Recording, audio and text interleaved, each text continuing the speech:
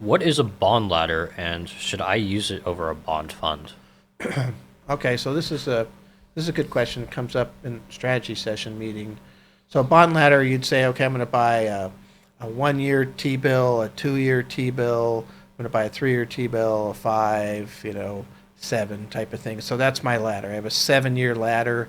I've got things coming due, let's just say every year, just to make it simple. Hmm. And so the idea would be that I don't have to worry that much about the fluctuation of principal because if I'm holding it to maturity, I'm going to get my money back.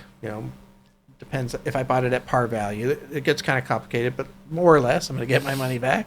Uh, and I'm going to make this interest during that period of time. And then the object would be that, at the end of that year, that first one's coming due, I'm rebuying another one for a year. And if the rates are going up, then I'm locking in, higher rates. And so it just kind of spreads the risk of rate change. Hmm. If rates come down, my 7 year looks great. I've been sitting there at that higher rate for 7 years. If rates go up, the fact that I've got one coming due every year looks good because I'm able to lock back into higher rates. Does that make sense? So there's an advantage there as far as that goes. There's all kinds of things that, from an income standpoint, is the interest enough income for you, or are you having to do kind of a systematic withdrawal of the whole program? Because some of Hmm. those can grow in value, right? So that's the differential. So in a bond fund or bond ETF, there's a big basket of bonds that you're buying into. Now they're maturing, but it's such a big basket you can't really tell.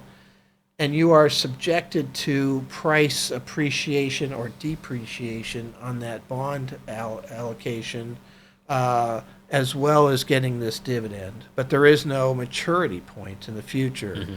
So if interest rates are going up, the value of bonds go down. A ladder looks good in a rising interest rate environment. When interest rates are going down, the ladder has some nice longer term pieces in it, but the bond ETF and the bond mutual fund, for example, are actually going up in value. So you can play them as at least a small appreciation vehicle in the right environment.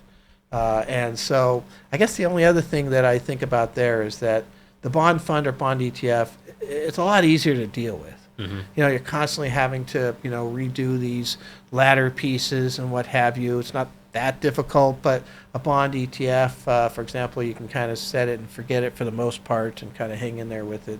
Um, and you want, that complement of that possible appreciation when the stock market goes down. Didn't work this year. Hmm. They both went down because in a high inflation environment, real estate goes down, stocks go down, and bonds go down, right? And cash goes up. So that's a good cash. Money markets, CDs, and those type of things are certainly going to start to do a lot better here.